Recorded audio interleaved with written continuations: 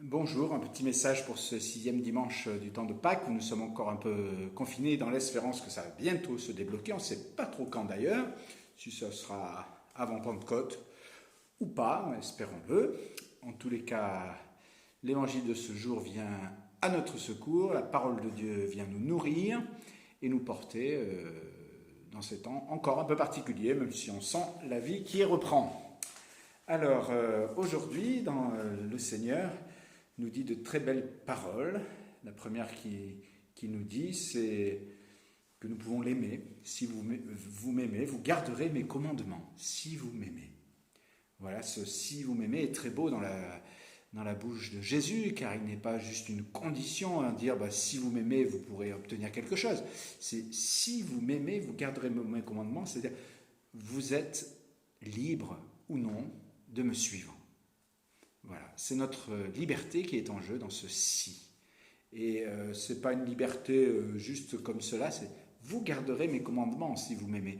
Ça veut dire vous prendrez et vous agirez, vous ferez ce chemin avec moi d'une manière concrète, réelle.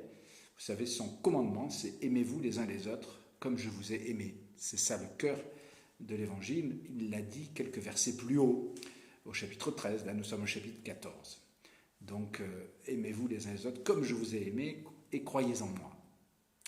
La deuxième chose très belle qu'il nous propose et qu'il nous donne, c'est celle de savoir que nous ne serons pas orphelins et il priera le Père pour que nous envoyions un autre défenseur, un autre paraclet, un autre avocat à nos côtés pour nous assister.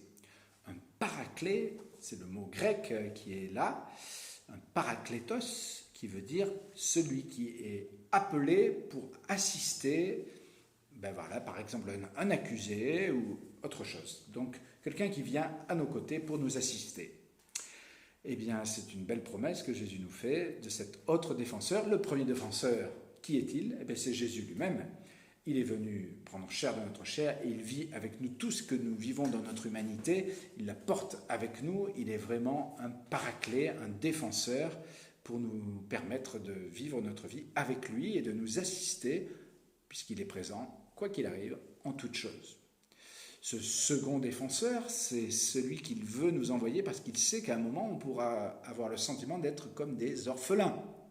C'est ce que vont vivre les disciples juste après cela, puisque après ces paroles, Jésus est arrêté, condamné et mis au tombeau. Et ils vont se sentir complètement orphelins de lui, qui était ce premier défenseur. Mais Jésus leur promet un autre défenseur, l'Esprit de vérité.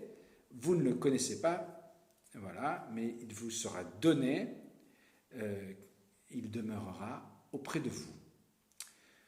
Voilà cette présence de l'Esprit Saint que nous invoquons maintenant, que nous appelons de nos vœux maintenant jusqu'à la Pentecôte. Nous pouvons entrer dans ce grand temps de l'Église qui se fait pauvre, mendiante de la force qui vient de Dieu et non pas d'elle-même. Nous savons combien l'Église n'est rien sans l'Esprit Saint. Tout est né en elle de l'Esprit Saint et elle n'a de sens que dans la Pentecôte, cette Église qui naît comme cela pour annoncer la bonne nouvelle au monde.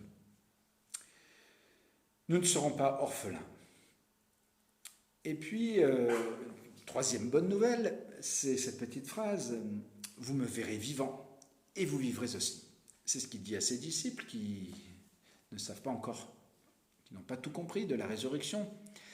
Et il dit « Vous me verrez vivant et vous vivrez aussi ». Et c'est cela le sens même de la résurrection de Jésus. Jésus n'est pas mort et ressuscité pour lui, il est mort et ressuscité pour nous, et donc pour que la vie passe en nous. Et vous vivrez aussi. Et en ces jours, sa présence nous permet de vivre aussi. C'est pas à partir de nos propres forces. Moi, je l'ai ressenti parfois comme je me suis ressenti bien pauvre pendant ces jours, n'ayant pas beaucoup toujours de motivation qui venait de moi, parce que je ne voyais pas trop où on va, comment ça va pouvoir se faire, parfois tourner en rond, voilà. Et si c'est seulement sur moi que je m'appuie, je ne vais pas très loin. Mais voilà, je vivrai parce que le Seigneur me l'a promis. et il est avec moi quoi qu'il arrive. Et puis enfin, il y a une très belle chose, c'est une troisième promesse, celui qui m'aime sera aimé de mon Père, moi aussi je l'aimerai, je me manifesterai à lui. C'est toute la Trinité qui se donne en ce temps de Pâques.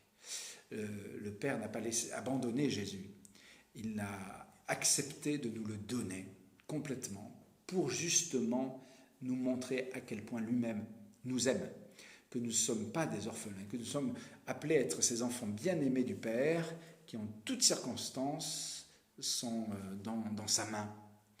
Voilà, alors voilà, Jésus est notre défenseur, le premier. L'Esprit Saint est le paraclet, l'autre défenseur, l'avocat dont nous avons besoin pour pouvoir témoigner de lui. Et tout cela nous conduit à être vraiment dans la main, les deux mains du Père, que sont le Père, que sont le Fils et l'Esprit Saint. Ce sont ces deux mains par lesquelles il prend soin de nous, il nous porte comme ses enfants bien-aimés. Voilà, alors pour terminer, dans la première lettre de Pierre, il est dit que cet Esprit Saint, nous en avons absolument besoin à tout moment, quand nous devons présenter notre défense, justement, notre défense devant quiconque nous demande de rendre raison de l'espérance qui est en nous.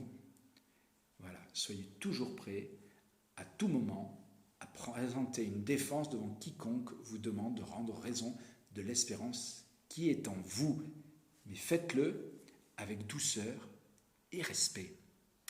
En ce temps où on voudrait accuser beaucoup de monde de ceci, de cela, parfois il faut se faire entendre et il le faut effectivement, il ne faut pas se laisser faire, mais il faut le faire pour rendre raison de l'espérance qui est en nous, pas pour accuser qui que ce soit, pas pour démolir qui que ce soit, mais au contraire pour dire voilà ce qui nous fait vivre, voilà ce qui est vital pour nous, voilà ce qui nous tient debout, et voilà ce que nous vous proposons même de vivre vous aussi dans cette présence de l'amour du Père, du Fils et de l'Esprit Saint qui nourrit son Église, qui la rassemble, qui la fait vivre et que nous espérons très bientôt retrouver pleinement.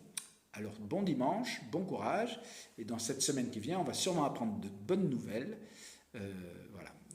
Nous pourrons prendre du temps pour demander l'Esprit Saint. À bientôt, au revoir.